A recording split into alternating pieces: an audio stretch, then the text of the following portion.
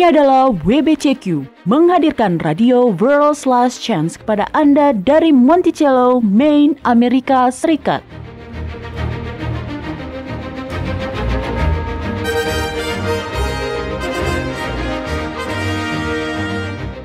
Kejahatan brutal, kerusuhan politik, ketidakstabilan keuangan, semuanya mengarah pada sebuah krisis yang akan datang, krisis yang belum pernah terjadi sebelumnya. Tetaplah bersama Radio World's Last Chance untuk belajar cara Anda dapat bersiap secara rohani menghadapi apa yang berada di depan. Radio WLC mempersiapkan orang untuk menyambut Sang Juru Selamat yang segera kembali.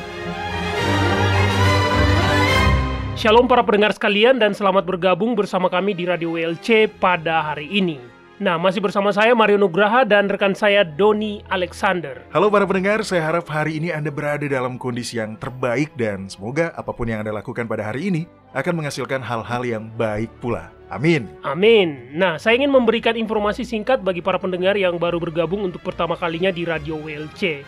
Dan untuk para pendengar yang belum terbiasa dengan istilah yang biasa kami gunakan. Di Radio WLC kami merujuk kepada Sang Pencipta dengan menggunakan nama pribadinya yaitu Yahweh atau Yah. Ya, betul Mario. Kami selalu menghindari penggunaan istilah umum seperti Tuhan atau Allah. Karena itu juga bisa digunakan untuk merujuk kepada dewa bangsa-bangsa lain. Oleh karena itu, kami lebih memilih untuk menggunakan kata Eloah atau Elohim, yang berasal dari bahasa Ibrani untuk merujuk kepada Yahweh. Iya, dan kitab suci memerintahkan kita untuk menyerukan nama Yahweh. Jadi, bagaimana kita bisa menyerukan namanya bila kita tidak mengetahuinya? Ya, itu betul. Hal ini sangat penting sehingga terkadang ketika kami mengutip dari seorang penulis yang merujuk pada Sang Pencipta dengan menggunakan gelar-gelar umum itu, maka kami akan menggantinya dengan nama pribadinya. Betul, dan nama sang anak adalah Yahushua yang berarti Yahweh menyelamatkan. Saya sangat menyukai nama itu. Nama sang anak itu sendiri merupakan sebuah janji. Begitupun dengan nama Bapa. Nama Yahweh berasal dari kata kerja dalam bahasa Ibrani yaitu Haya, yang berarti menjadi. Ya. Nah, Anda lihat para pendengar, bahkan pada nama Bapa pun terdapat janji bahwa Dia akan menjadi apapun yang kita butuhkan darinya. Amin. Baiklah, pada program hari ini saya ingin membahas mengenai tanda binatang. Ini adalah sesuatu yang menjadi daya tarik bagi banyak orang percaya. Mungkin saja ini adalah hal yang mengerikan, tapi tetap saja mereka merasa tertarik. Selama bertahun-tahun banyak bermunculan spekulasi mengenai apakah tanda binatang itu. Kalau tidak salah di tahun 1930-an, ketika pertama kali Social Security Number digunakan di Amerika Serikat, yang di Indonesia disebut NPWP, banyak umat Kristen yang merasa takut bahwa itu adalah tanda binatang yang dimaksud di dalam Alkitab. Lalu kemudian, orang-orang mengira bahwa itu adalah sejenis barcode yang ditato di dahi atau pergelangan tangan kita. Saya belum mengerti mengapa mereka bisa berpikiran bahwa kita bisa dipaksa untuk mentato barcode di wajah kita. Tapi ya, sudahlah. Oke. Ya, kelihatannya setiap kali teknologi berkembang, orang-orang takut bahwa tanda binatang itu juga akan menjadi salah satunya. Nah, ada banyak orang yang ingin mengetahui apakah tanda binatang itu berbentuk seperti semacam chip yang ditanamkan ke dalam tubuh kita, atau hal-hal yang berhubungan dengan paham transhumanis, yaitu merusak DNA manusia dan mengubahnya atau semacamnya. Hah? Saya belum pernah mendengarkan tentang paham transhumanis itu, Doni. Oh ya? Nah, begini. Misalnya, ada dua jenis DNA. Ya, anggap saja DNA seekor ular dan DNA seorang manusia perempuan ya. Jadi, paham itu mempercayai bahwa bila DNA Anda dikorup dengan asupan tertentu atau dengan menggunakan partikel nano atau bahkan dengan jenis intervensi medis tertentu, maka DNA Anda akan berubah. Dan itulah yang akan membuat Anda memiliki tanda binatang itu. Itu menarik. Jadi apakah yang dimaksud dengan tanda binatang itu, Doni? Saya harap Anda bisa menjelaskan apa tanda binatang itu yang sebenarnya. Bagaimana nanti itu akan dipaksakan kepada semua orang, dan yang paling penting, apa yang bisa kita lakukan untuk menghindarinya? Baiklah, mari kita bahas mengenai anak kembar 3. Anak kembar 3?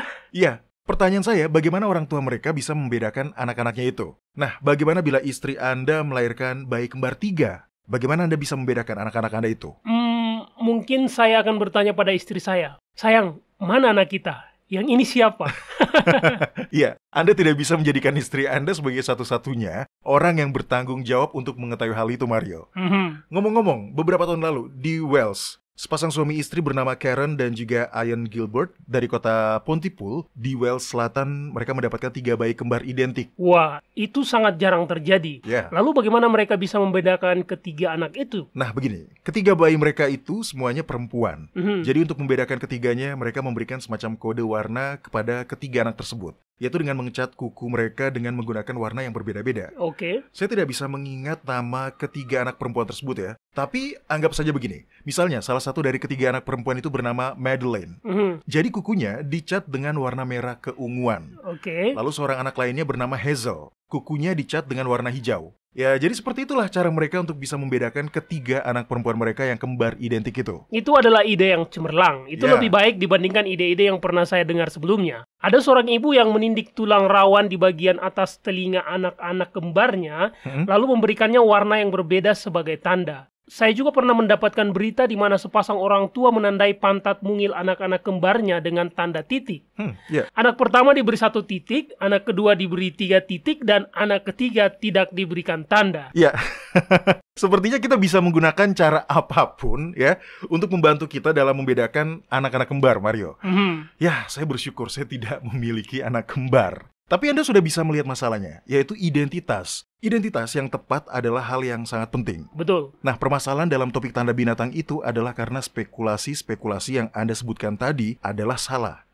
Jadi, bila orang-orang hanya fokus pada hal-hal seperti tanda binatang itu berupa sebuah chip yang ditanamkan ke dalam tubuh kita, maka orang-orang akan merasa bahwa selama mereka bisa menghindari agar tubuh mereka tidak ditanami chip seperti itu, maka mereka akan selamat. Dan hasilnya mereka akan mendapatkan tanda binatang itu dan mereka bahkan tidak mengetahuinya, Doni. Iya, tepat sekali. Dan jujur saja ada sebuah bahaya yang nyata yang akan kita hadapi bila kita mendapatkan tanda binatang itu. Kita harus mengerahkan semua tenaga kita untuk menghindari tanda binatang itu.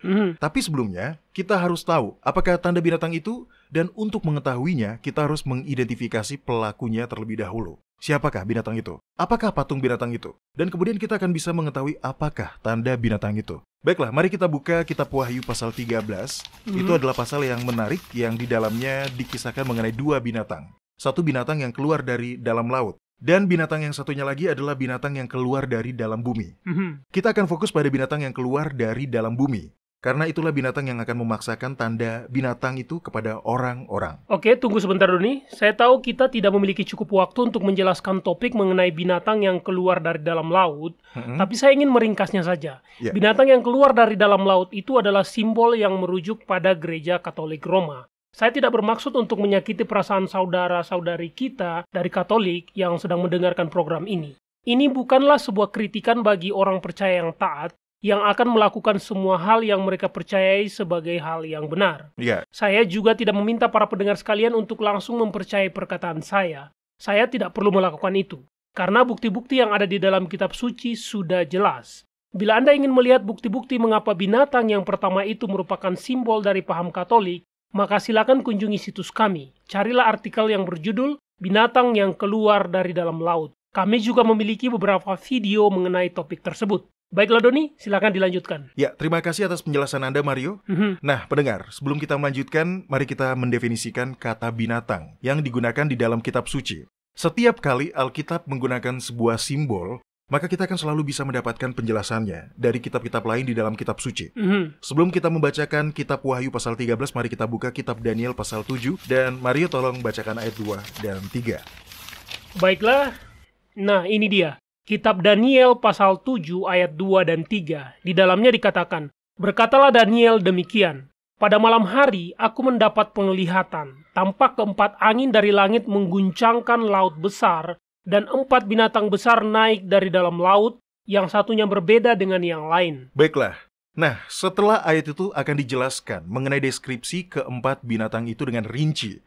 Salah satunya memiliki rupa seperti seekor singa, dan memiliki sayap burung Raja Wali, dan salah satu binatang lainnya tampak seperti macan tutul. Dan ada 4 sayap di punggungnya. Semua itu adalah gambaran yang sangat simbolis. Betul. Nah, tentunya Daniel tidak memahami simbol-simbol itu. Oleh karena itu dia bertanya, Nah, Mario, selanjutnya tolong dibacakan di ayat 15 hingga 17, agar kita bisa mendapatkan penjelasan mengenai simbol-simbol tersebut. Baiklah, di dalam ayat 15 hingga 17 dikatakan, "Maka aku, Daniel, terharu karena hal itu, dan penglihatan-penglihatan yang kulihat itu menggelisahkan aku.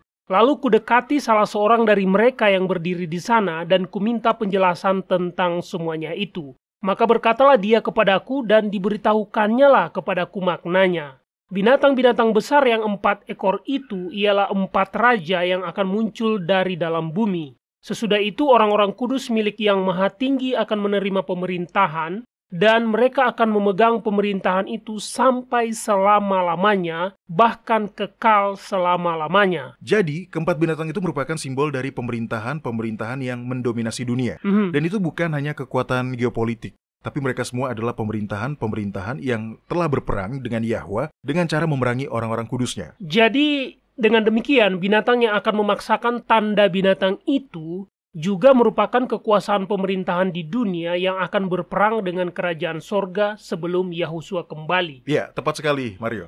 Nah, sekarang tolong buka dan bacakan Kitab Wahyu pasal 13. Dan bacakan ayat mengenai binatang yang kedua, yaitu dalam ayat 11 hingga 17. Oke. Nah, ini dia, Kitab Wahyu pasal 13 ayat 11 hingga 17. Di dalamnya dikatakan, "Dan aku melihat seekor binatang lain keluar dari dalam bumi dan bertanduk 2 sama seperti anak domba, dan dia berbicara seperti seekor singa. Dan seluruh kuasa binatang yang pertama itu dijalankannya di depan matanya. Dia menyebabkan seluruh bumi dan semua penghuninya menyembah binatang pertama yang luka parahnya telah sembuh. Dan dia mengadakan tanda-tanda yang dahsyat, bahkan dia menurunkan api dari langit ke bumi di depan mata semua orang. Dia menyesatkan mereka yang diam di bumi dengan tanda-tanda yang telah diberikan kepadanya untuk dilakukannya di depan mata binatang itu. Dan dia menyuruh mereka yang diam di bumi supaya mereka mendirikan patung untuk menghormati binatang yang luka oleh pedang, namun yang tetap hidup itu. Dan kepadanya diberikan kuasa untuk memberikan nyawa kepada patung binatang itu, sehingga patung binatang itu berbicara juga dan bertindak begitu rupa, sehingga semua orang yang tidak menyembah patung binatang itu dibunuh. Dan dia menyebabkan sehingga kepada semua orang, kecil atau besar, kaya atau miskin, merdeka atau hamba, diberi tanda pada tangan kanannya atau pada dahinya, dan tidak seorang pun yang dapat membeli atau menjual selain daripada mereka yang memakai tanda itu, yaitu nama binatang itu atau bilangan namanya." Ya, terima kasih Mario. Simbol tersebut merupakan simbol Amerika Serikat. Dan mengenai binatang pertama yang keluar dari dalam laut, kita tidak bisa menjelaskannya dengan panjang karena kita tidak memiliki cukup waktu. Oleh karena itu, silakan cari artikel-artikel dan video-video di situs kami yang membahas topik tersebut. Tapi, ada beberapa hal yang harus kita perhatikan dari kutipan-kutipan ayat-ayat tadi. Hal pertama yang saya dapatkan dari kutipan ayat-ayat tadi adalah bahwa binatang yang kedua itu, atau Amerika Serikat, menjalankan seluruh kuasa binatang yang pertama itu, dan dia melakukannya di depan matanya. Jadi untuk memahami apa yang akan dilakukan oleh Amerika Serikat, maka kita harus melihat kembali bagaimana dulunya cara yang digunakan kepausan untuk menjalankan kuasanya. Nah, Mario, kekuasaan seperti apa yang dijalankan kepausan di masa lalu? Begini, setahu saya kekuasaan yang dijalankan kepausan dulu adalah merupakan campuran antara agama dan politik. Ya. Paus telah mempengaruhi politik di seluruh wilayah Eropa dan seterusnya. Kekuasaan itu adalah bentuk penggabungan antara gereja dan negara. Betul. Dan kekuasaan seperti itu pula lah yang akan dijalankan oleh Amerika Serikat di masa depan. Nah, kita sudah bisa melihat bahwa Amerika Serikat memiliki jangkauan yang global. Betul. Pada tahun 2011, Ron Paul, seorang calon presiden Amerika, mengatakan bahwa Amerika Serikat menguasai 130 negara di seluruh dunia dan memiliki 900 pangkalan militer di seluruh dunia. Wow, itu adalah jumlah yang besar sekali, Doni. Ya, betul. Tapi yang paling mengkhawatirkan adalah kejadian-kejadian yang dikisahkan di dalam kitab Wahyu telah menubuatkan apa yang akan dilakukan Amerika Serikat melalui kekuasaan dan pengaruhnya. Nah, di dalam kitab Wahyu, sesuai dengan yang dikatakan oleh Yohanes, apa yang akan dilakukan Amerika Serikat?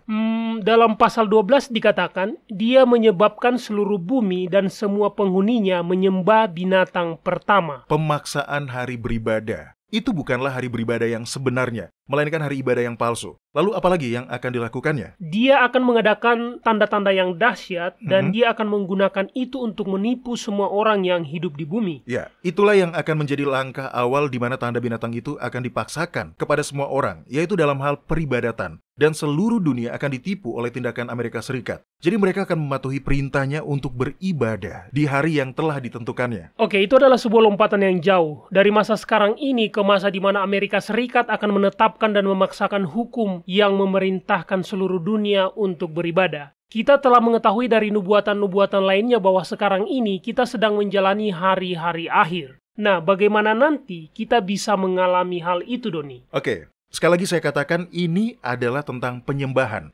Ketika kita memikirkan dan menganalisis sejarah versus ajaran salah, maka kita akan mendapatkan kejelasan bahwa semua serangan setan terhadap kerajaan sorga selalu berhubungan dengan penyembahan. Itu betul. Dari awal dia ingin merebut penyembahan itu dari Sang Pencipta. Kitab suci bahkan mencatat perkataan sombongnya itu. Itu dicatat dalam kitab Yesaya pasal 14. Ya, oleh karena itu Mario tolong bacakan. Baiklah, di dalam kitab Yesaya pasal 14 ayat 12 hingga 14 dikatakan, "Wah, engkau sudah jatuh dari langit, hai bintang timur, putra fajar. Engkau sudah dipecahkan dan jatuh ke bumi, hai yang mengalahkan bangsa-bangsa. Engkau yang tadinya berkata dalam hatimu, aku hendak naik ke langit, aku hendak mendirikan tahtaku mengatasi bintang-bintang Elohim, dan aku hendak duduk di atas bukit pertemuan, jauh di sebelah utara. Aku hendak naik mengatasi ketinggian awan-awan, hendak menyamai yang maha tinggi." Ambisi setan atau Lucifer adalah untuk menjadi sama seperti yang maha tinggi. Dia merasa iri terhadap kemuliaan dan rasa hormat, penyembahan, dan pujian yang dipanjatkan pada Sang Pencipta. Dia menginginkan itu semua untuk dirinya. Nah, itulah sebabnya dia telah merancang dan mempromosikan semua bentuk peribadatan yang palsu itu. Ya, dia ingin agar peribadatan yang ditujukan kepada Yahwa itu diberikan kepadanya. Dan dia masih berusaha untuk melakukan itu, Mario.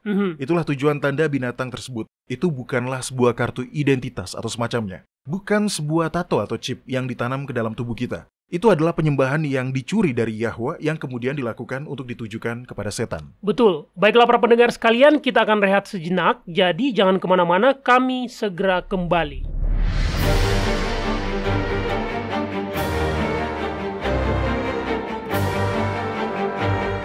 Banyak orang dewasa berharap mereka memiliki kesempatan untuk belajar agama selagi berada di universitas. Jika Anda berada di posisi yang sama, saat ini belum terlambat. Di worldslastchance.com, kami memiliki ratusan artikel dan video tentang berbagai topik agama dan rohani yang terus ditambahkan setiap saat. Ada artikel yang memberikan nasihat tentang bagaimana menikmati kehidupan Kristen yang berkemenangan. Artikel-artikel lain menyelidiki secara mendalam bagian-bagian Alkitab yang salah dimengerti dan menjelaskan apa arti bagian itu dalam bahasa Ibrani yang asli.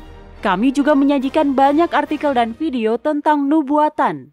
Paulus memberitahu Timotius, segala tulisan yang diilhamkan Yahwa memang bermanfaat untuk mengajar, untuk menyatakan kesalahan, untuk memperbaiki kelakuan, dan untuk mendidik orang dalam kebenaran. Dengan demikian, tiap-tiap manusia kepunyaan Yahwa menjadi sempurna dan diperlengkapi sepenuhnya untuk setiap perbuatan baik. Jika Anda membaca dengan seksama materi di situs kami, Anda akan memiliki landasan yang menyeluruh bukan hanya pada kebenaran doktrinal, tetapi Anda juga akan mempelajari rahasia-rahasia cara berdoa yang efektif dan cara belajar Alkitab sehingga Anda dapat menemukan kebenaran untuk diri Anda sendiri. Kunjungi situs web kami di worldslastchance.com. Tidak ada kata terlambat untuk memulai. worldslastchance.com mempersiapkan orang untuk menyambut Sang Juru Selamat yang segera kembali.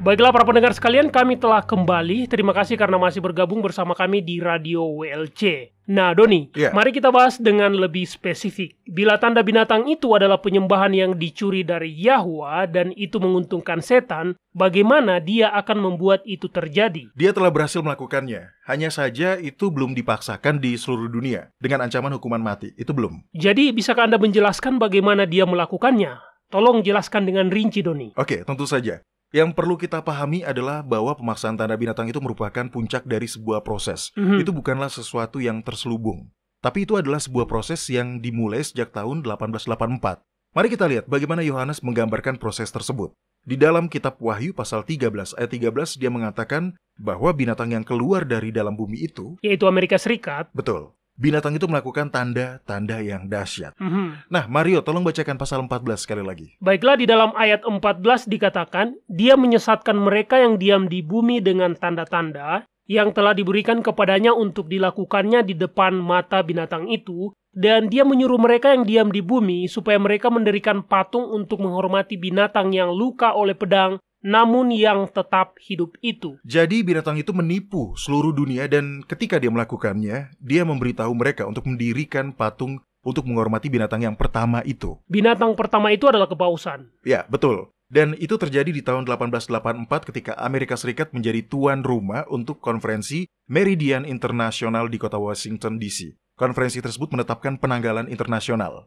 Nah, mungkin kelihatannya itu tidak begitu penting, ya. Namun itu sebenarnya adalah hal yang penting. Tanpa penanggalan internasional, kalender Gregorian atau yang biasa kita sebut kalender Masehi tidak akan pernah bisa digunakan untuk menyatukan belahan bumi bagian timur dan barat. Nah, seingat saya Amerika Serikat bertindak lebih dari sekedar menjadi tuan rumah dari konferensi itu. Mereka juga ikut andil dalam memaksakan penetapan penanggalan internasional itu, kan? Ya, melihat dampaknya, ya. Oke, begini. Yang Amerika lakukan adalah memberikan tuntutan bahwa setiap perjanjian atau kesepakatan internasional yang mereka sepakati dengan negara-negara lain harus menggunakan kalender Masehi sebagai format penanggalan perjanjian itu. Itu adalah hal yang sangat signifikan. Pada saat ini, melalui penggunaan kalender Masehi, dunia pun disatukan. Itu menjadi kalender sipil di seluruh dunia. Tapi tidak semua negara langsung menggunakan kalender itu. Faktanya, Saudi Arabia baru mengadopsi kalender Masehi itu menjadi kalender sipilnya pada tahun 2016. Kalender Masehi tidak akan pernah menjadi kalender sipil yang digunakan secara meluas di dunia bila Amerika Serikat tidak mengeksploitasi keinginan negara-negara lain untuk melakukan perjanjian dagang dengannya. Nah, dengan cara menuntut penggunaan kalender Masehi sebagai penanggalan untuk setiap perjanjian yang dilakukan dengannya, Amerika Serikat pun membangun patung binatang itu. Hal itulah kemudian yang menjadi alasan mengapa kalender Masehi digunakan di seluruh dunia. Betul. Bagi para pendengar yang mungkin belum mengetahui peranan Gereja Katolik Roma dalam penggunaan kalender, tolong sempatkan waktu Anda untuk berpikir dan menggabungkan semua informasi yang telah Anda dapatkan mengenai itu hingga saat ini. Ya, betul. Kebanyakan umat Kristen modern mungkin tidak mengetahui hal ini. Tapi alasan utama mengapa Gereja Katolik mengklaim bahwa mereka memiliki otoritas di atas semua denominasi Kristen adalah karena mereka mengubah hari peribadatan dari hari Sabat yang Alkitabiah menjadi hari Minggu. Dan semua orang mengikuti itu. Bukan hanya itu, tapi bahkan umat Yahudi pun beribadah di hari Sabtu, yaitu hari ke-7 dalam kalender modern, bukan di Sabat hari ke-7 yang Alkitabiah. Umat Muslim pun demikian. Mereka beribadah di masjid pada hari Jumat di dalam kalender Masehi. Ini adalah poin yang signifikan. Saya telah mencetak beberapa komentar dari beragam publikasi Katolik, ya. Oleh karena itu, Mario tolong bacakan. Saya ulangi, ini adalah pernyataan yang dikeluarkan oleh orang-orang Katolik itu sendiri. Nah, ini dia kutipannya. Tolong Anda bacakan beberapa kutipan yang telah saya cetak ini. Baiklah, kutipan yang pertama ini diambil dari The Catholic Record yang dipublikasikan di kota Ontario, Kanada pada tanggal 1 September 1923. Di dalamnya dikatakan, hari Minggu adalah tanda otoritas kita. Itu adalah kutipan yang singkat. Baiklah, kutipan selanjutnya diambil dari American Catholic Review. Di dalamnya dikatakan, hari Minggu adalah murni ciptaan Gereja Katolik. Baiklah, kutipan selanjutnya, ini adalah kutipan yang bagus. Tolong dengarkan. Kutipan ini diambil dari Ecclesiastical Review. Di dalamnya dikatakan, mereka, umat Protestan, menganggap bahwa sudah tugas mereka untuk menguduskan hari Minggu. Mengapa? Karena Gereja Katolik mengatakan kepada mereka demikian. Mereka tidak punya alasan lain. Oleh karena itu, perayaan hari Minggu merupakan hukum gerejawi yang sepenuhnya berbeda dari hukum ilahi mengenai perayaan hari Sabat. Yang menciptakan hukum beribadah di hari Minggu adalah Gereja Katolik. Wah, kutipan-kutipan ini sungguh jelas. Jadi, ketika seseorang beribadah di hari Minggu, maka yang mereka hormati sebenarnya adalah kepausan, bukan Yahwa. Ya, betul. Begitupun bila kita beribadah di hari Sabtu atau Jumat atau hari lain di dalam mingguan, Karena kalender yang kita gunakan pada saat ini merupakan kalender yang diciptakan oleh seorang astronom Yesuit atas perintah Paus Gregory ke-13. Jadi, ya, dalam pengertian itu, kalender ini membuat kita menghormati kepausan dan membuat kita tidak menghormati Yahwa. Dalam upayanya untuk mencuri penyembahan dari Sang Pencipta, setan telah menyatukan dunia dengan menggunakan kalender kepausan, yang mana merupakan adaptasi dari kalender penyembah berhala. Ya, itu adalah hal yang sangat jahat. Sangat jahat. Tanpa menggunakan kalender yang tepat, kita tidak akan pernah bisa menentukan hari beribadah yang tepat.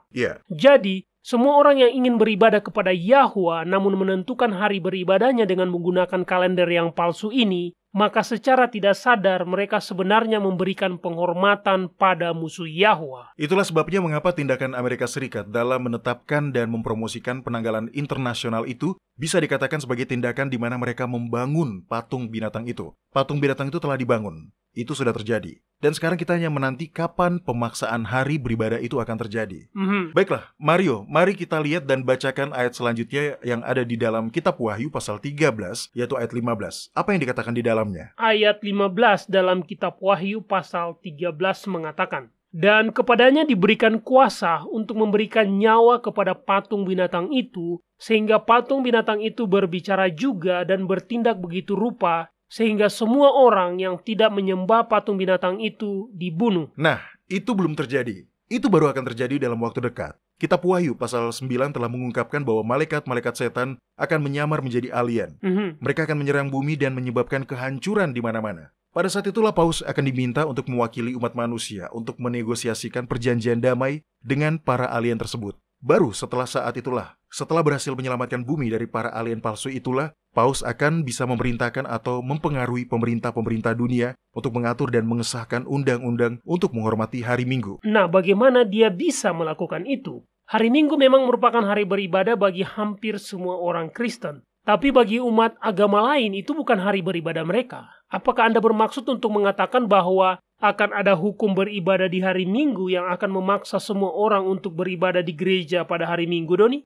Tidak. Dia tidak perlu melakukan itu. Seperti yang Anda katakan, ada banyak agama lain di dunia selain agama Kristen. Yang harus dilakukan Paus untuk membuat orang-orang menghormati hari Minggu adalah dengan menetapkan hukum yang akan melarang semua bentuk perdagangan pada hari itu. Misalnya, tidak akan ada pertandingan olahraga profesional yang diizinkan pada hari itu. Tempat-tempat hiburan tertutup seperti bioskop. Biar saya tebak, yang akan dia jadikan alasan adalah bahwa hari Minggu harus dijadikan sebagai hari untuk menghabiskan waktu bersama keluarga. Ya, tepat sekali. Dengan mempromosikannya dalam kemasan yang tampak baik seperti itu, maka orang-orang yang awalnya tidak ingin mematuhi aturan itu pun menjadi ingin mematuhinya. Maka Paus tidak harus memerintahkan mereka untuk pergi ke gereja pada hari Minggu. Yang perlu dia lakukan adalah menyamarkannya sebagai hal yang baik, yang membuat orang-orang akan berhenti bekerja pada hari itu. Dan mereka pun akan menghormati hari Minggu. Ya, hari yang merupakan tanda otoritas Paus seperti yang telah kita ketahui. Ya, betul. Nah, yang harus diingat adalah bahwa hal itu juga menjadi tipuan.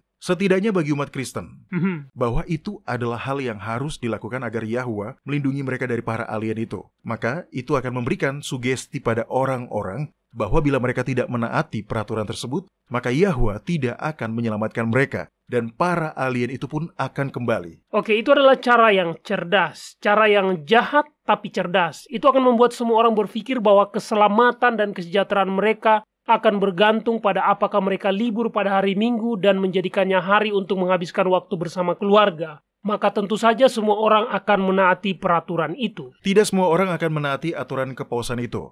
Orang-orang yang mengetahui kebenaran, orang-orang yang melihat hari Minggu itu sebagaimana adanya, yaitu sebuah hari peribadatan palsu yang mencuri kemuliaan dari Sang Pencipta. Orang-orang itu tidak akan menaati hukum beribadah di hari Minggu itu. Dan pada saat itulah akan terjadi pemaksaan. Nah, Mario, silakan lanjut bacakan ayat 16 dan 17. Baiklah, Doni. Di dalam ayat 16 dan 17 dikatakan, "Dan dia menyebabkan sehingga kepada semua orang, kecil atau besar, kaya atau miskin, merdeka atau hamba, diberi tanda pada tangan kanannya atau pada dahinya, dan tidak seorang pun yang dapat membeli atau menjual selain daripada mereka yang memakai tanda itu, yaitu nama binatang itu atau bilangan namanya." Nah, tanda binatang itu akan didapatkan ketika seseorang yang mengetahui kebenaran dengan sepenuhnya, memutuskan untuk berpegang teguh pada hari ibadah yang palsu itu karena itu lebih nyaman bagi masyarakat modern ketimbang beribadah pada Sang Pencipta di hari Sabatnya, yang dihitung dengan menggunakan metode penentuan waktunya yang asli, yaitu kalender lunisolar.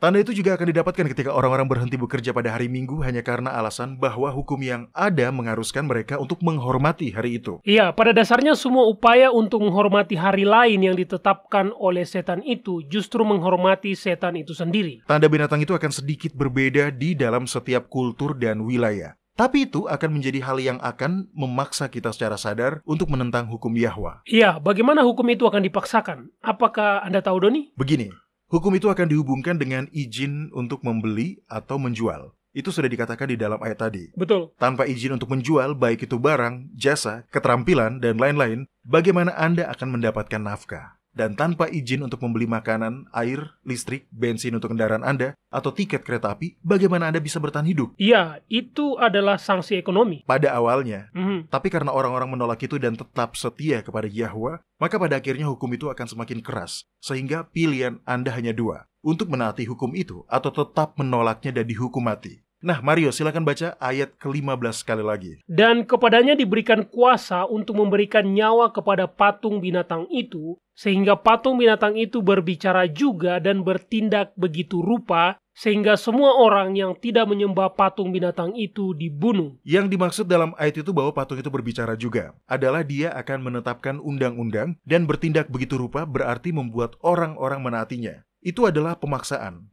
Itulah yang akan dihadapi oleh umat Yahwa di hari-hari ke depan. Karena semua itu adalah mengenai penyembahan. Betul. Di dalam kitab Wahyu pasal 16, kita bisa menemukan referensi lain mengenai tanda binatang. Di dalam ayat 1 dan 2 dikatakan, "Dan aku mendengar suara yang nyaring dari dalam bait suci berkata kepada ketujuh malaikat itu, Pergilah dan tumpahkanlah ketujuh cawan murka Yahwa itu ke atas bumi. Maka pergilah malaikat yang pertama dan dia menumpahkan cawannya ke atas bumi. Maka timbullah bisul yang jahat dan yang berbahaya pada semua orang yang memakai tanda dari binatang itu dan yang menyembah patungnya. Jadi, 7 telah terakhir akan menimpa semua orang yang memiliki tanda binatang itu. Tapi, umat Yahwa akan dilindungi." Di dalam kitab Wahyu pasal 7 dikatakan, "Dan aku melihat seorang malaikat lain muncul dari tempat matahari terbit. Dia membawa materai Yahwa yang hidup, dan dia berseru dengan suara nyaring kepada keempat malaikat. Katanya, janganlah merusakkan bumi, atau laut, atau pohon-pohon, sebelum kami memateraikan hamba-hamba Elohim kami pada dahi mereka." Nah, Doni, bisakah Anda menjelaskan tentang materai Yahwa? Tentu saja kita ingin menghindari tanda binatang itu, tapi lebih dari itu, kita ingin mendapatkan materai Yahwa. Jadi, bagaimana caranya agar kita bisa mendapatkannya, Doni? Kita akan mendapatkan tanda binatang itu karena kita tidak mau taat kepada Yahwa. Jadi, sudah jelas kalau kita mau mendapatkan materai Yahwa bila kita taat kepadanya. Ketika kita berserah diri sepenuhnya kepada Sang Pencipta, maka Dia akan menuliskan hukumnya di dalam hati kita. Ya, itu cukup sederhana. Perubahan karakter itu dilihat sebagai sebuah keinginan untuk menaati semua syarat-syarat yang diberikan oleh Yahwa. Termasuk untuk merayakan Sabat hari ke-7. Ya, hanya orang-orang yang telah berserah diri sepenuhnya yang akan mendapatkan materai Yahwa yang akan melindungi mereka dari tanda binatang itu. Jadi, masuk akal bila dikatakan bahwa tanda binatang itu adalah tanda pemberontakan terhadap hukum Yahwa, dan materai Yahwa bisa didapatkan bila kita taat terhadap hukum-hukumnya itu. Iya, dan sekali lagi, kedua hal itu berhubungan dengan penyembahan. Karena kepada siapa Anda menyembah, itu akan menunjukkan kepada siapa Anda setia. Yahwa kah atau setan? Betul sekali. Baiklah para pendengar sekalian, kita akan rehat sejenak. Ketika kami kembali nanti, kita akan memasuki segmen kotak surat harian kita, di mana kami akan menjawab pertanyaan-pertanyaan yang telah dikirimkan oleh para pendengar sekalian dimanapun berada. Jadi, jangan kemana-mana, kami segera kembali.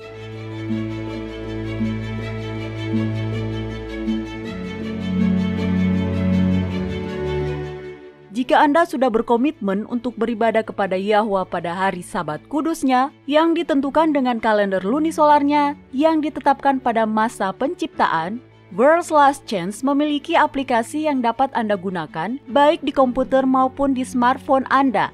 Aplikasi kalender lunisolar WLC telah dirancang untuk memenuhi kebutuhan para pemelihara Sabat lunar di seluruh dunia.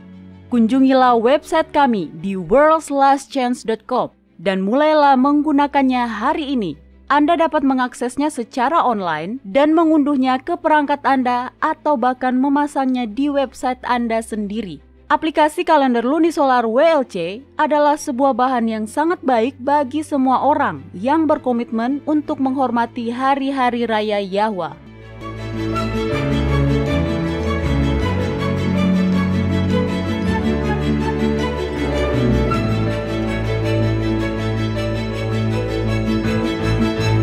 Baiklah para pendengar sekalian, sekarang saatnya untuk segmen Kotak Surat Harian kita, di mana kami akan menjawab pertanyaan-pertanyaan yang telah dikirimkan oleh para pendengar sekalian dimanapun berada.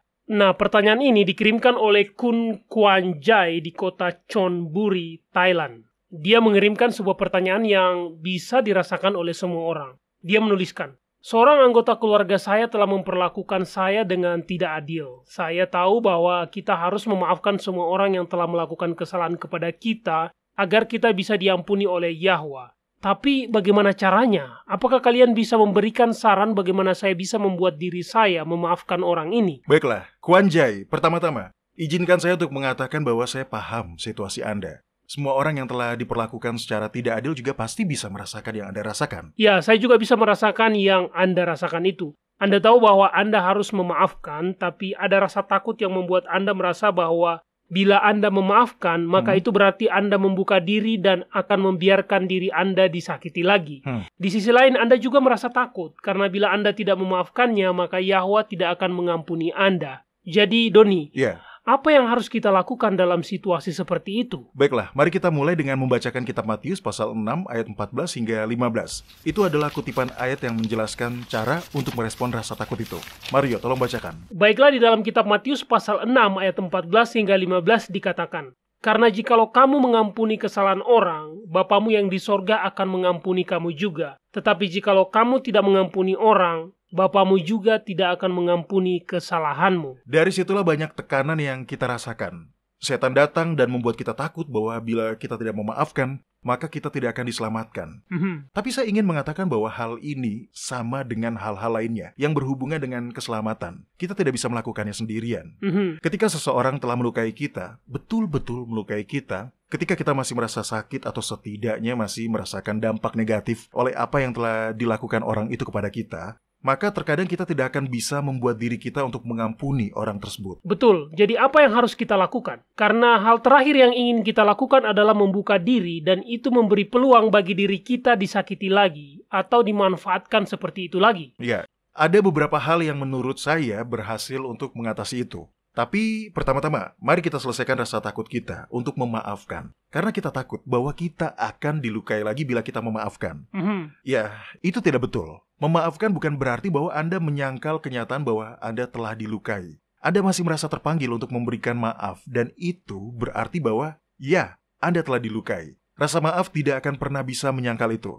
Lebih jauhnya lagi, rasa maaf tidak akan membuat Anda amnesia. Jadi kita tidak harus membuat diri kita lemah terhadap orang tersebut. Ya, betul. Saya menemukan sebuah kutipan mengenai memaafkan. Di dalamnya dikatakan, memaafkan adalah hal yang disengaja dan sebuah proses yang dilakukan secara sukarela, di mana seorang korban mengalami perubahan dalam perasaan dan sikapnya terhadap sebuah pelanggaran, dengan mengesampingkan emosi-emosi negatif seperti rasa dendam atau menuntut pembalasan yang berupa hukuman pada pelanggar itu. Meskipun itu benar secara legal dan moral.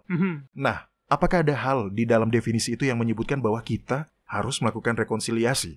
Tidak ada. Disinilah biasa kita merasa keliru. Memaafkan dan rekonsiliasi adalah dua hal yang berbeda. Betul. Memberi maaf atau tidak memberi maaf merupakan kuasa kita. Dan bila kita ingin menjadi seperti Yahusua, maka kita pasti akan memilih untuk memberikan maaf. Tapi rekonsiliasi adalah hal yang sama sekali berbeda dengan itu. Rekonsiliasi tidak selalu bisa dilakukan. Bagaimana kita bisa berekonsiliasi dengan orang yang sejak awal tidak pernah ingin mengakui bahwa mereka berbuat salah kepada kita? Betul, kita tidak bisa berekonsiliasi dengan orang yang seperti itu kan? Iya. Jadi bebaskanlah pikiran Anda dari rasa takut bahwa bila Anda memaafkan seseorang, maka itu berarti bahwa Anda juga harus berekonsiliasi dengannya. Anda tidak perlu berekonsiliasi. Itu adalah dua permasalahan yang berbeda. Ya, tadi Anda mengatakan bahwa bila kita ingin menjadi seperti Yahusua, maka kita akan memilih untuk memaafkan. Apa yang harus kita lakukan bila kita tidak ingin memaafkan? Bagaimana bila perlakuan tidak adil itu masih sedang terjadi pada kita, Doni? Dengan cara menyadari bahwa memaafkan adalah pilihan. Itu bukanlah sebuah perasaan. Oke, tolong jelaskan lebih banyak lagi. Karena tadinya saya pikir bahwa tujuan dari memaafkan adalah untuk mengesampingkan keluhan-keluhan kita dan entahlah, merasa baikan lagi dengan orang tersebut. Ya, tentu saja. Anda bisa melakukan itu bila seseorang menyakiti Anda tanpa sengaja. Tapi bila mereka memang sengaja menyakiti Anda, bila mereka terus menyakiti Anda, bila mereka menolak untuk mengakui bahwa mereka telah menyakiti Anda, meskipun jelas bahwa mereka memang telah menyakiti Anda. Bila tidak mungkin bagi Anda untuk berrekonsiliasi dengan mereka, maka memaafkan tetap merupakan pilihan bagi Anda, terlepas bagaimana perasaan Anda. Dan bagaimana kita bisa melakukan itu? Nah, Mario, bagi saya secara pribadi, saya menemukan bahwa itu akan membawa saya pada sebuah tahapan baru dalam berserah diri. Di dalam doa saya berkata, Bapa, Engkau mengetahui semua hal tentang permasalahanku ini.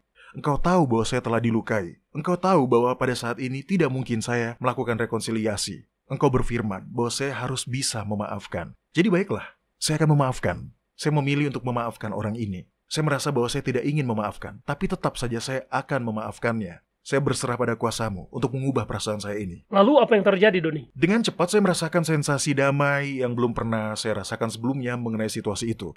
Tapi saya paham bahwa rasa damai itu datang karena saya melakukan kehendak Yahwa. Itu tidak berarti bahwa saya tiba-tiba memunculkan perasaan dari dalam diri saya untuk memaafkan orang yang telah menyakiti saya itu. Saya hanya membuat keputusan secara sadar, terlepas dari apa yang saya rasakan, demi menaati firman Yahwa dan untuk memberi maaf. Mengenai apakah perasaan saya akan berubah atau tidak, itu saya serahkan sepenuhnya kepada Yahwa. Dan pada akhirnya perasaan saya betul-betul akan dirubah. Ketika saya berhenti membawa beban rasa marah dan benci itu, maka perasaan saya pun berubah. Bukan berarti bahwa saya telah berrekonsiliasi dengan orang itu. Itu tidak mungkin. Tapi saya memang mengambil keputusan secara sadar untuk memaafkan dan menyerahkan sisanya kepada Yahwa. Ya, itu bukanlah hal yang mudah untuk dilakukan, khususnya bila perlakuan buruk itu masih sedang terjadi kepada kita. Ya. Nah, apakah ada janji yang bisa diklaim untuk membantu kita dalam situasi seperti itu, Doni? Saya senang Anda menanyakan hal itu, Mario. Ya, ada satu janji yang sangat kuat yang ada di dalam kitab Roma pasal 12. Oleh karena itu, tolong buka dan bacakan kitab Roma pasal 12 ayat 17 hingga 19. Baiklah, Doni, di dalamnya dikatakan, janganlah membalas kejahatan dengan kejahatan. Lakukanlah apa yang baik bagi semua orang. Sedapat-dapatnya, kalau hal itu bergantung padamu, hiduplah dalam pendamaian dengan semua orang. Saudara-saudaraku yang kekasih, janganlah kamu sendiri menuntut pembalasan, tetapi berilah tempat kepada murka Yahwa, sebab ada tertulis, pembalasan itu adalah hakku. Akulah yang akan menuntut pembalasan, firman Yahwa. Yahwa akan menjamin bahwa keadilan akan ditegakkan. Mungkin bukan dalam kehidupan ini, tapi dia pasti akan melakukannya. Salah satu hal yang selalu diulang di dalam kitab suci adalah bahwa kita harus menunggu Yahwa. Tapi kita bisa percaya dan kita bisa tahu bahwa keadilan akan ditegakkan. Anda tidak harus melakukannya sendiri. Buatlah pilihan secara sadar untuk memaafkan dan serahkanlah sisanya kepada Bapa. Ya, saya menyukai itu. Di dalam situasi seperti itu, ada baiknya bila kita mengingat bahwa Yahwa amat menyukai keadilan.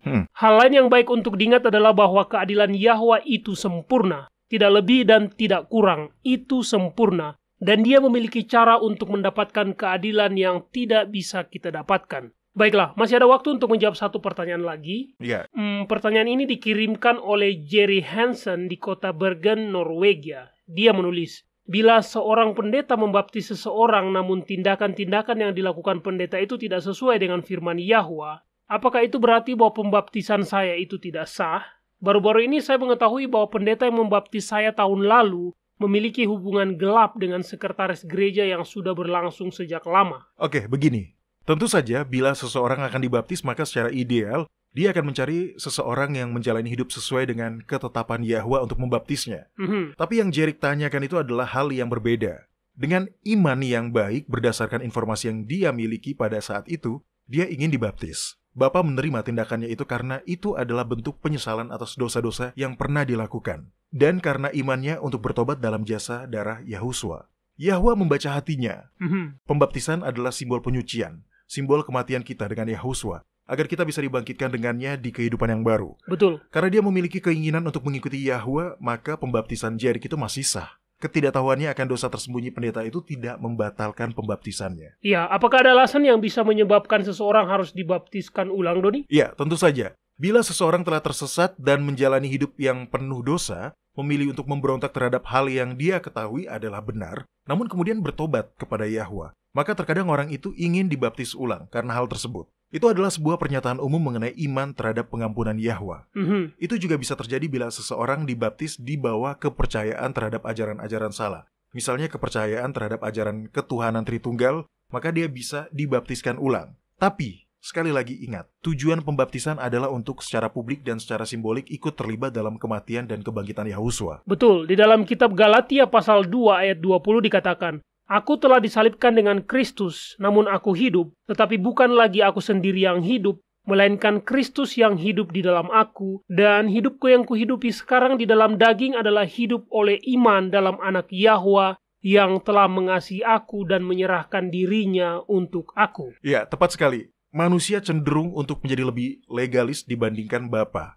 Ingat, dia membaca hati kita. Dia tahu bila hati seseorang benar bersamanya, dan dia menerima itu. Amin. Dan untuk Jerik, jangan biarkan fakta bahwa orang yang telah membaptis Anda itu adalah seorang pendosa untuk menghancurkan rasa percaya Anda pada Yahwa. Di dalam kitab Roma pasal 3 ayat 23 dikatakan, karena semua orang telah berbuat dosa dan telah kehilangan kemuliaan Yahwa. Nah, Jerik, situasi Anda itu menggarisbawahi alasan surga untuk memanggil orang-orang untuk keluar dari gereja-gereja yang sesat, tapi situasi itu sama sekali tidak mengurangi kekuatan Injil atau kebenaran-kebenaran dari firman Yahwa.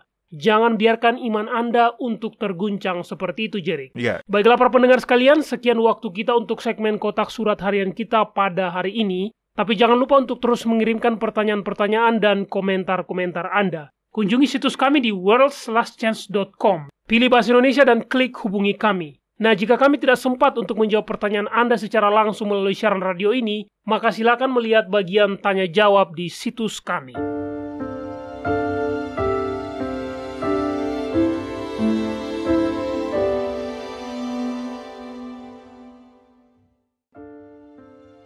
Anda menyukai apa yang Anda dengar?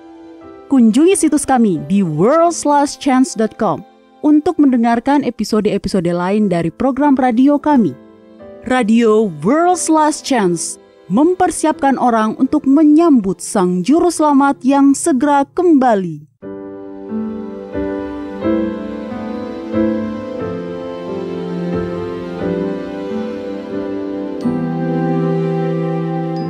Halo, ini adalah janji harian Anda dari firman Yahwa.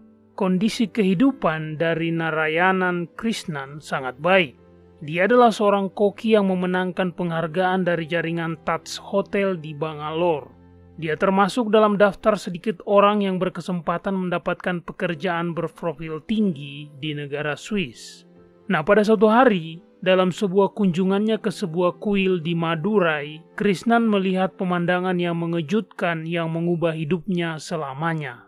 Dia melihat ada seorang lelaki tua tunawisma yang karena sangat lapar memakan kotorannya sendiri.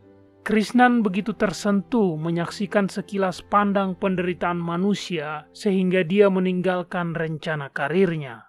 Dengan berbekal pelatihan profesionalnya, dia memutuskan untuk menghabiskan sisa hidupnya untuk membantu masyarakat yang paling lemah, yaitu mereka yang tidak mampu mengurus diri sendiri. Setiap hari dia bangun jam 4 pagi. Dia memasak makanan hangat yang sederhana dan bergizi, dan kemudian bersama dengan tim penolongnya, dia memasukkan makanan ke dalam sebuah mobil van dan memberi makan para tunawisma di Madurai, Tamil Nadu. Krishnan memperkirakan bahwa dia memberi makan lebih dari 400 orang miskin setiap hari. Sampai saat ini, dia telah membagikan lebih dari 1,2 juta makanan hangat melalui organisasi nirlaba Arksaya Trust. Dan tidak berhenti sampai di situ, Krishnan juga menyediakan layanan potong rambut gratis bagi mereka yang membutuhkan. Dia menghormati martabat individu orang-orang. Nah, para pendengar, masing-masing dari kita sebagai seorang individu memiliki lingkup pengaruhnya sendiri. Anda mengenal orang-orang yang hatinya dapat Anda jangkau, yang tidak bisa saya jangkau. Dan setiap hal yang Anda lakukan untuk memberkati orang lain, setiap kata-kata yang menguatkan, setiap tindakan kebaikan, akan mendapatkan upah dan terhitung sebagai tindakan yang dilakukan untuk Yahwa sendiri. Kitab Matius pasal 25 ayat 40 mengatakan, "Dan raja itu akan menjawab mereka, 'Aku berkata kepadamu, sesungguhnya segala sesuatu yang kamu lakukan untuk salah seorang dari saudaraku yang paling hina ini, kamu telah melakukannya untuk aku.'" Para pendengar, bukankah itu luar biasa? Setiap hal yang Anda lakukan akan mendapatkan imbalan karena itu dianggap Anda lakukan bagi Yahwa sendiri. Itulah janjinya.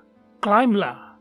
Orang-orang yang disebut saudaraku yang paling hina ini mungkin saja adalah tetangga lansia Anda yang membutuhkan bantuan pekerjaan harian. Bisa jadi itu adalah seorang teman anak Anda yang selalu ingin nongkrong di rumah Anda karena rumahnya sangat jelek. Bahkan mungkin itu adalah orang asing yang karena masalah pribadinya begitu menekan sehingga dia bersikap kasar kepada Anda, dan sekarang Anda memiliki dua pilihan, membalas perbuatannya itu atau memperlakukannya dengan sabar dan simpati. Kitab Matius pasal 6 ayat 4 berjanji, "Bapamu yang melihat yang tersembunyi akan membalasnya kepadamu." Kepada kita telah diberikan janji-janji yang besar dan berharga. Majulah dan mulailah mengaminkannya.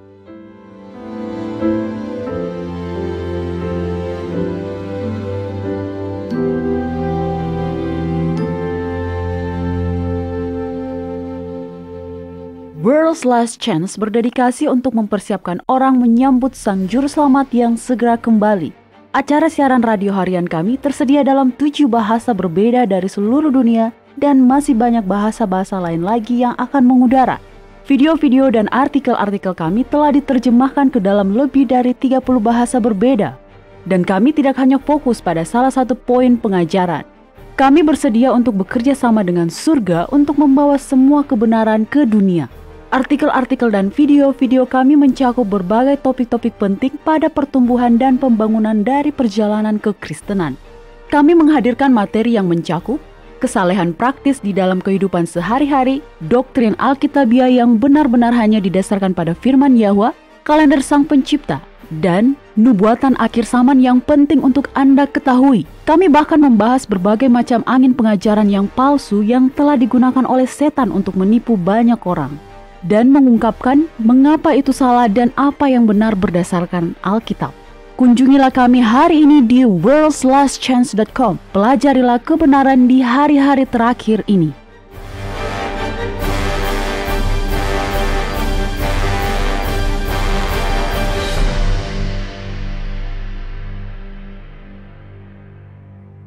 Para pendengar sekalian, tanda binatang itu dan materai Yahwa adalah hal yang berlawanan satu sama lain. Yang satu merupakan simbol kesetiaan total kepada setan dan bisa didapatkan baik di pergelangan tangan atau di dahi kita. Dan yang satunya lagi yaitu materai Yahwa hanya bisa didapatkan di dahi kita. Nah Doni, apakah pentingnya itu? Begini, tanda binatang bisa didapatkan pada pergelangan tangan atau dahi kita karena orang-orang ingin mendapatkannya karena alasan yang berbeda-beda. Beberapa orang akan menerima hukum yang menyatakan bahwa hari Minggu adalah hari libur. Karena mereka betul-betul mengira bahwa itu adalah hal yang benar untuk dilakukan.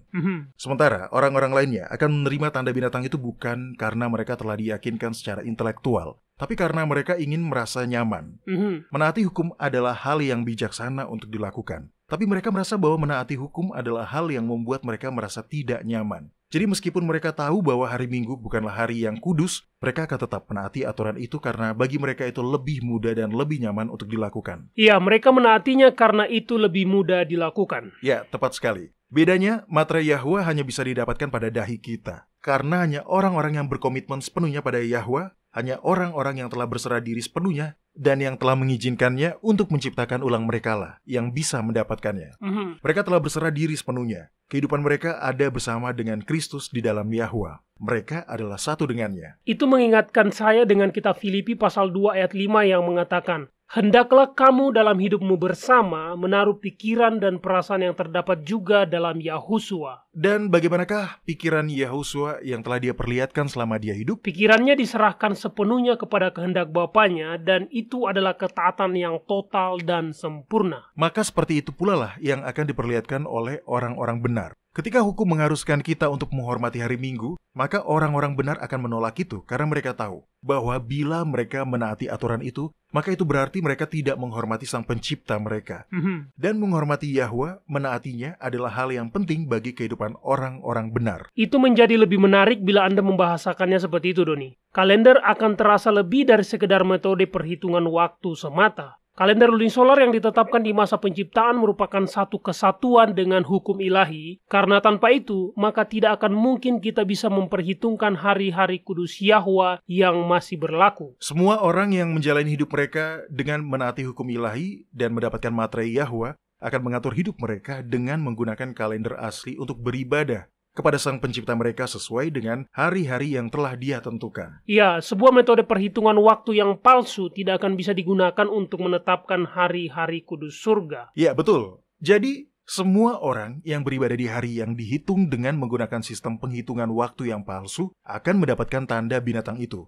Tanda itu didapatkan karena mereka menolak untuk berserah diri sepenuhnya kepada Yahwa dan menolak untuk taat kepadanya.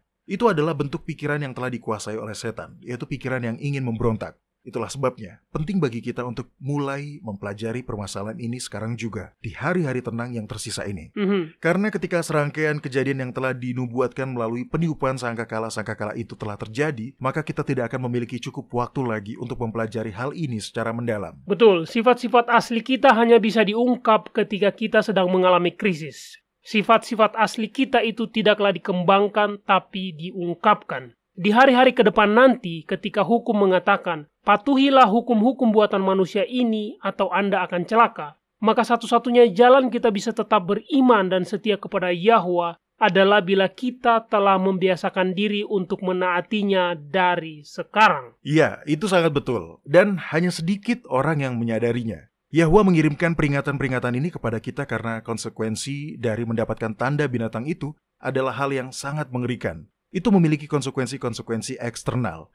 Mari kita lihat seperti apa konsekuensinya itu. Mario tolong bacakan kitab Wahyu pasal 14 ayat 9 hingga 11. Baiklah Doni, di dalam kitab Wahyu pasal 14 ayat 9 hingga 11 dikatakan, jikalau seseorang menyembah binatang dan patungnya itu dan menerima tanda pada dahinya atau pada tangannya, maka dia akan minum dari anggur murka Yahwa yang disediakan tanpa campuran dalam cawan murkanya, dan dia akan disiksa dengan api dan belerang di depan mata malaikat-malaikat kudus dan di depan mata anak domba. Maka asap api yang menyiksa mereka itu naik ke atas sampai selama-lamanya, dan siang malam mereka tidak henti-hentinya disiksa, yaitu mereka yang menyembah binatang serta patungnya itu, dan barang siapa yang telah menerima tanda namanya. Itulah sebabnya Yahwa ingin agar kita terbangun dan waspada. Dia tidak ingin kita ditipu ketika hukum itu ditetapkan, sehingga kita harus menutup usaha Anda di hari Minggu dan menghabiskan waktu bersama keluarga kita.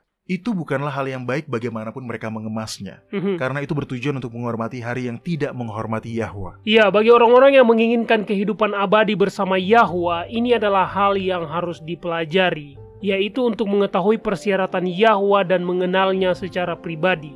Dan para pendengar, bila hati Anda tetap bersikeras untuk melakukan dosa, maka ketahuilah bahwa Sang Juru Selamat pun ingin dan bisa mengubah hati yang paling keras sekalipun. Bila Anda merasa takut akan resiko dalam berserah diri sepenuhnya, ketahuilah bahwa pengorbanan apapun yang akan harus kita lakukan dalam melewati semua hal yang terjadi di sini, di bumi, itu masih terbilang murah jika dibandingkan dengan harga kehidupan kekal yang akan kita dapatkan.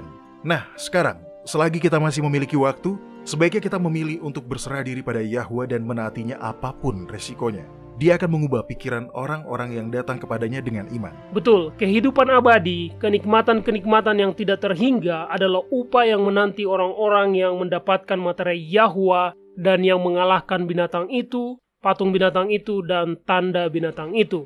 Baiklah para pendengar sekalian, sekian program kita untuk hari ini. Bergabunglah lagi bersama kami besok. Sampai jumpa dan ingat, Yahwa mengasihi Anda dan Dia aman untuk dipercaya.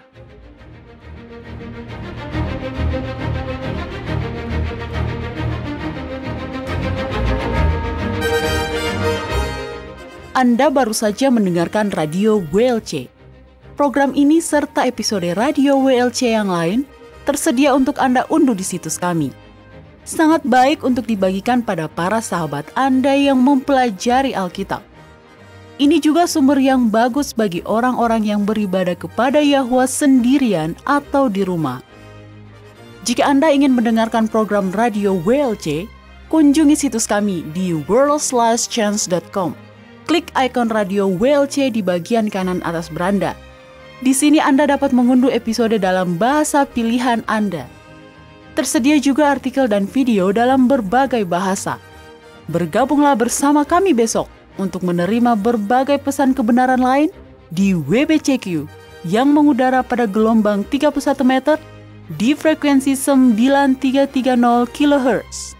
Radio World/Chance mempersiapkan orang untuk menyambut Sang Juru Selamat yang segera kembali.